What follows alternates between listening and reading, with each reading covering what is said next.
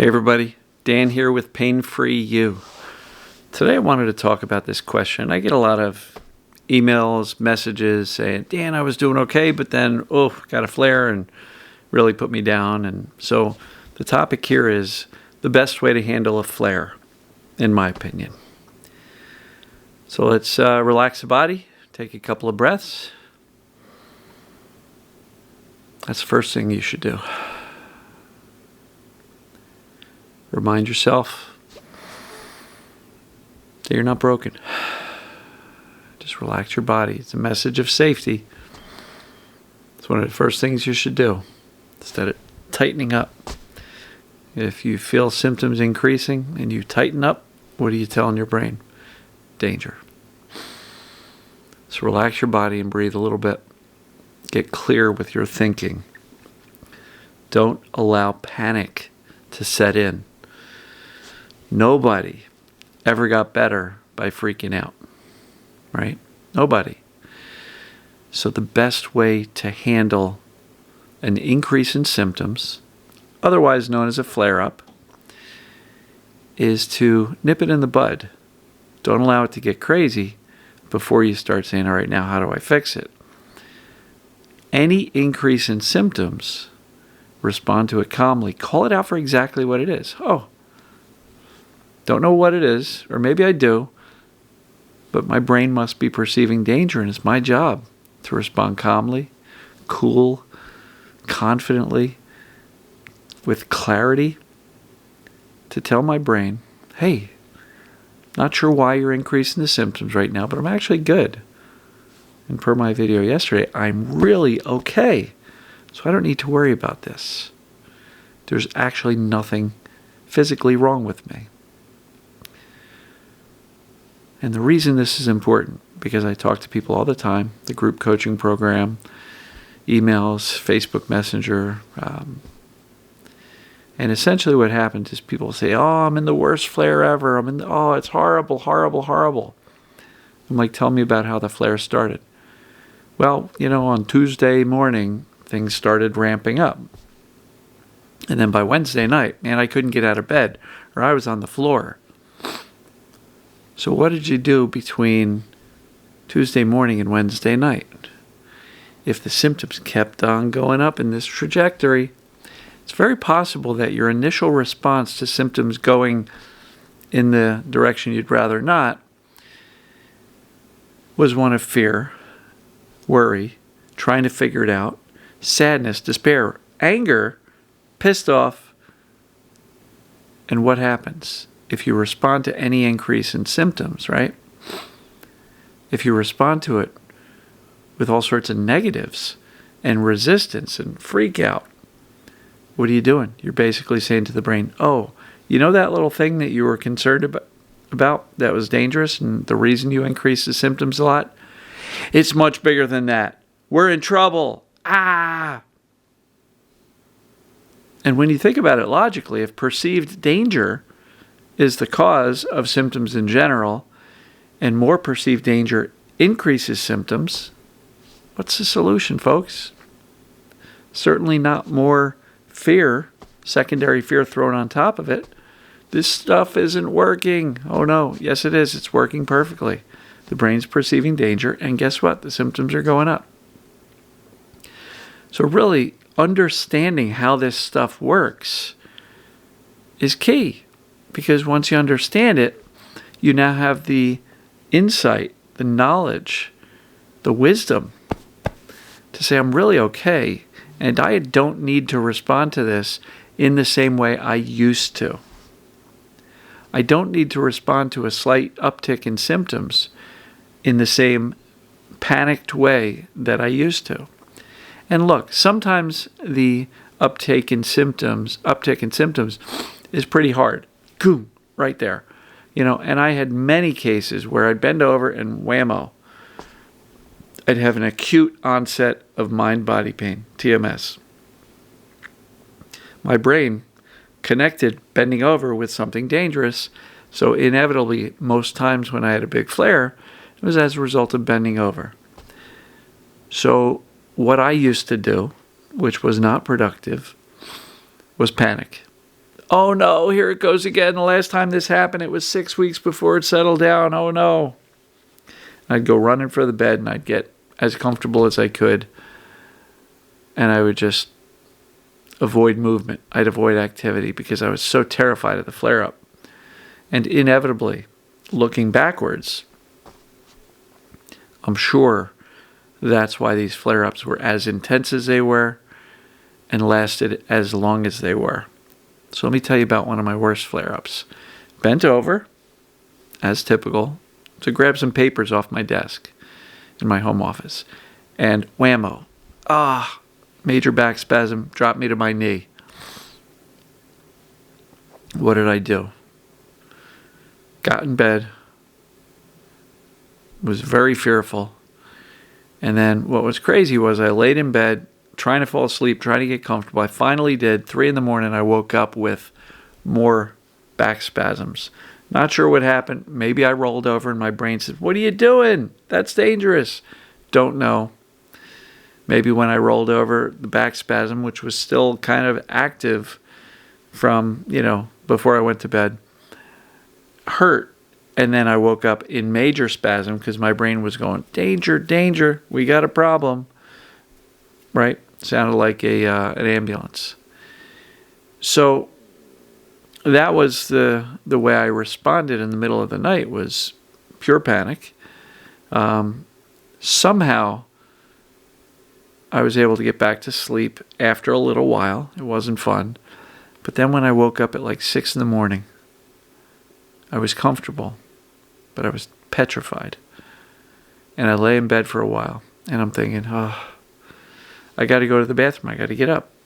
I got to get ready for my day to start. But I was terrified, and I was fueling the perceived danger with all of these fears about what's going to happen, what's going to happen. I don't know if I can get up. That pain in the middle of the night was horrible. I don't know how this is going to go. Fear, fear, fear, secondary fear, unnecessary fear, but it's understandable, of course. And then when I tried to get up out of bed, I got up, got to my feet, and the wave of symptoms hit me. Practically dropped to my knees. I was clutching the bed, like the bed sheets and the mattress. And at that point, my wife walked in, and she saw me, and I was terrified. She could see it in my face. So I managed to get onto my hands and knees on the hardwood floor, crawl out towards an opening, not in the little section between the bed and the wall, got out towards the main part of the floor, somehow got onto my back with my knees up, which was typically my go-to safe position. And I got reasonably comfortable. And that's where I stayed for 14 hours. So now, fortunately, my wife at the time grabbed me a yoga mat, and we were able to roll me over and scooch it under, and I was able to kind of get myself onto the yoga mat, because laying on a hardwood floor for any length of time, not too good. But even the yoga mat was really thin, so that didn't work so well. And every time I tried to move or get up, the wave of spasms would hit again. So I knew I wasn't getting too far. So basically said, asked my wife to get me my laptop, get my phone, pens, paper, and actually a big plastic pitcher. So that's where I ended up going to the bathroom for the next 10 hours. Right? Had to lean over and pee in the pitcher. And then my poor kid, I think he was 12 at the time, he woke up. It was summertime. He woke up. His mom was at work because I sent her to work because there was nothing she could do for me. He woke up, and I had to ask him, "Here, empty the pitcher." And then later on, I ordered a pizza, and I made my 12-year-old kid give the pizza delivery guy the money and the tip. And I made my kid bring the pizza up with some paper plates and napkins, and I ate pizza laying on the floor, right? So those were all the examples of the wrong way to respond to a flare. I was petrified, and I get it. I understand that can happen. But had I gone to sleep with much more confidence and knowledge that I wasn't in trouble, things may not have been so bad. I might not have been stuck for 14 hours on the floor. And then I was mostly bedridden for another several days because I was still terrified. So that's just a case study in the wrong way to respond to a symptom. Anytime you get an uptick in symptoms, call it out for exactly what it is in that moment with certainty, clarity, confidence, and go, I know what that is. I know what that is. And I'm not going to be fearful of it. And what's really cool is, I knew people who had, flare-ups that would last 2, 4, 6 weeks long. And as they got better at this, these flare-ups lasted 2 weeks, not 4 or 6, then a week, and then a few days, and then several hours. But it takes practice. And it takes commitment to say, I'm choosing not to be afraid of this. I'm choosing not to feed this symptom by pouring gasoline on the fire with more fear and freak out, right? And I will acknowledge this is hard. Because when you're in the throes of a really high level of pain, trying to remain calm and not get freaked out is hard. But if you can pull it off, do it. Just decide. Freaking out's not going to help me. Remaining calm is hard. Reassuring myself, especially in this moment, is hard. And if the conscious, rational, logical thoughts are not available to you because thinking goes out the window and we're in that much of a crisis, breathe. Relax your body and breathe. Now, if you guys remember, I did a video maybe a week ago. Have a game plan for when things get difficult. A written one. So when things are reasonably good, write down your game plan. How am I going to respond if things get challenging? Calm, confident. I'm going to tell myself there's actually nothing wrong with me because I know I'm actually okay. Right? Write out that game plan. Go watch for that video. Look for it. Search YouTube for have a game plan for when things get difficult. You'll find it. But if you're in crisis and your rational thoughts out the window, that game plan can be your savior because it can literally say, all right, I'm not thinking clearly because I'm hurting bad. Okay, step 1, do this. Step 2, do this. Right? But most of all, call it out for what it is and do your best to remain calm. And reassure yourself that this is going to be temporary and it will pass quickly. Because if you lay there and tell yourself, oh no, this is going to take 6 weeks, it's more likely to take 6 weeks. If you say, oh no, this is temporary, I'm not too worried about it. Yeah, it's pretty colorful right now, but it's temporary. It's much more likely to fade away quicker. When will the flare-up end? When you've done a good job neutralizing and downplaying the fear. So, I hope this makes sense. And for those folks listening to my story of, being stuck on the floor and all that stuff, if that was triggering to you, my apology. I'm just sharing that I understand completely what it's like to be in those throes of the really heavy-duty pain. And I know, looking backwards, that my response to not just that one, but many of them, was incorrect. And again, that same example I gave you before where somebody said, oh, Tuesday morning the pain started creeping up a little bit, but by Wednesday night it was, blazing. It was likely the response between Tuesday morning and Wednesday night that caused it to keep on getting bigger and bigger. Right? The more panicked you got, the more intense the symptoms got.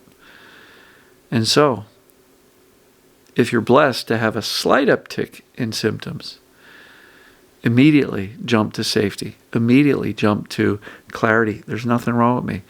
I don't know if I can figure out what is causing the uptick, and I don't need to. I'm going to jump right to safety, reassure myself I'm okay, because I'm actually okay. And sometimes that slight uptick of symptoms can settle right back down. And you do that consistently. Consistency is the key. Do it consistently. Freak out less. your brain's eventually going to learn, holy cow, they are actually okay. And for the acute flare-up, don't panic.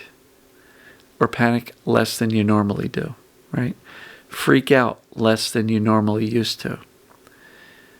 Do your best. I know it's hard, but do your best to remain as calm as you can, be as clear as you can, instruct your brain, hey, not sure what you're all up in arms about, but I'm actually okay. So you can dial this down, Mr. or Mrs. Brain.